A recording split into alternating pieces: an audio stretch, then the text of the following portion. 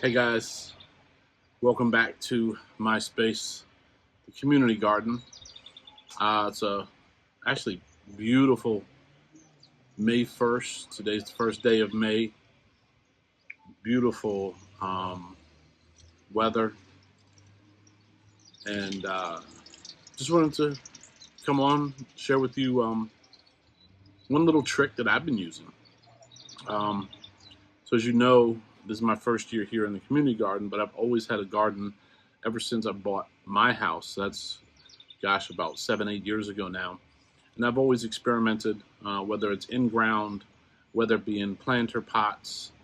Um, I've used anything from the um, cloth bag, like the big bags, the 3 gallon, the 5 gallon bags. And a couple years ago, I was actually having a problem with infestation on my eggplants. And someone recommended actually that they prefer to grow their eggplants in pots because of the pest control aspect, meaning you're not putting the plant in one place in the ground. You're able to take that pot, you can move the pot. Yeah, pots take a lot more water because they don't have the absorption rate of natural soil, so that you do need to water them a lot more frequently. But I thought it great to bring this video to you guys about planter pot type of growing. So what I have here is two of my germinated crookneck yellow squash. I have one right here in the cup and a second one. And as you see, these guys are getting way too big for this little 18-ounce cup. And I'll show you something real quick. If you look right there on the stem, you see how it's like starting to split? Personally, I've seen that on certain vegetables when they get stressed out inside of these smaller cups, but I actually came to realize this spring that was actually a culprit of me putting out my germinated plants just a little bit too early, and the influx of the hot spring sun in the day and those cool nights down in the 40s caused that stem deterioration. I don't know the biological term for it, but I did do some research, and yes, it can turn into some type of a disease on your plants. But as I've read and researched, and I talked to a couple fellow gardeners that have seen it and experienced it, is if I bury it below that disease level, even though it doesn't have roots that come out of the stem like a tomato would, um, it'll definitely deter the infestation of disease or any type of deterioration. So with that being said, let me get started. I'm going to go grab my pot and I'll be right back with you.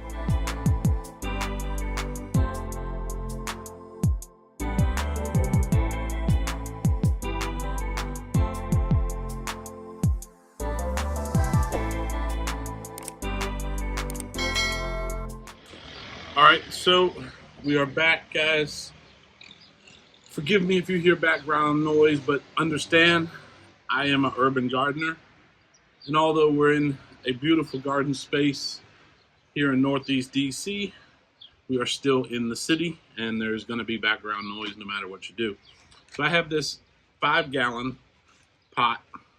I've had this for a couple years. I actually used it, as I mentioned, when I was having disease issues with eggplants. So as you see, I've done nothing. There's nothing but weeds in here. The soil is dry as can be. So I'm just going to get in here and rip all of these roots out. And you can just discard this. I wouldn't even put it in compost. It's just weeds. But I'm going to dig down in here because I want to get the little root balls and all that stuff out. Stuff like this, right? I'm going to shake all the dirt out, but I don't want that contamination down in the base because I'm going to have some beautiful yellow squash that we're putting in here. And I don't know what this is, what this weed is, let me say, but it's a humongous root ball. We're going to get all that good potting mix off of it. But actually, as you see, it has that perlite in there that's used in a lot of potting mixes. And I think I have right here, do I have a walnut? No, I thought it was a walnut. I have a big problem with walnuts. In my backyard, I have a beautiful, humongous walnut tree that really adds great shade to the roof of my house and the back deck. The problem is when the walnuts come down, it becomes a mess. They get everywhere, they stain my deck. It's just a real pain just to have to deal with. So I only take a couple minutes here. I mean, it's pretty simple because the soil is bone dry. So I can literally reach my hand almost to the bottom of this pot now, and there's nothing else in here that's going to add any drastic contamination or prevent anything to prevent, let me say, good growth of these yellow squash. So I have the soil all amended. I'm going to probably need to add some more topsoil once I get these planted. I don't have any to use in this video right this moment, but I'll let you know one of my secrets. I always like to use a very low NP&K. This is actually garden tone. You can buy this bag maybe like 15 bucks. Trust me, I will be able to fertilize that entire 40-foot by, 4-foot by 40-foot bed. I'll be able to fertilize every single plant that goes in the ground because you don't need a lot of it because it's a granular. Garden tone's granular, so it's not water soluble, but it's going to be a slow.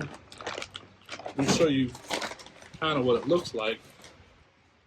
If you can see in my glove there, it's a very granular mixture, but it has very low amounts, or low and even amounts of nitrogen, phosphorus, and potassium, which are all great things that you're going to need depending on the vegetables that you're growing. And now with these squash, you don't want to go too high, because if you go too high with the nitrogen, all you're going to have is a beautiful squash plant with big green leaves and no fruit. So you want to be careful on how much of the nitrogen levels or phosphorus or potassium levels are actually needed for the specific vegetable or plant that you're going to be placing in these pots, because in a sense you could overpower them and give them too much of what they're not looking for and end up with poor results.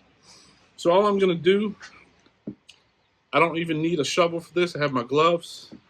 I'm going to create 2 nice sized divots, and this soil is not going to work with me because it's so dry.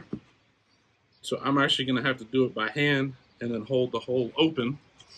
But I'll take my first germinated yellow squash, squeeze gently from the bottom. Now I did water these this morning, so the soil is going to be a little moist, but you can see by being in that little cup how root bound they can become. So they are going to love being transplanted into here. So I'm just going to slightly push it down, get some soil around it, turn my pot, and do the same thing on the other side. I'm going to divot a little hole for myself there.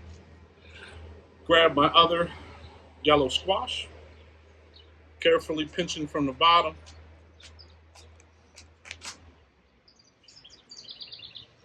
And the same with this one. Look at how root bound that's become. So once again, they're going to love being in here. So I'm going to push both of them down. I am going to add more topsoil, probably about 2 inches. But before I do that, I want to go ahead and water them in. And normally I would probably put the soil down first, but for purposes of this video, I'm just going to go ahead and water them in. Now this is a 5-gallon pot. I have a 2-gallon watering can.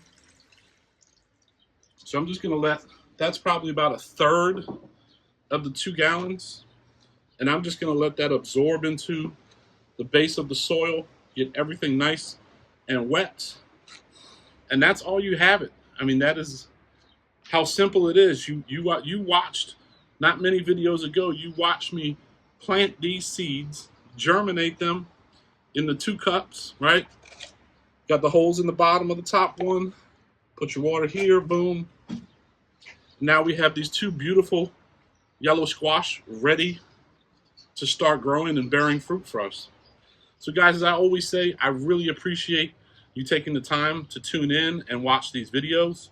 I really hope they're informative, but the best thing you could do to help this channel grow is first like and subscribe to the channel, of course, but comment down below.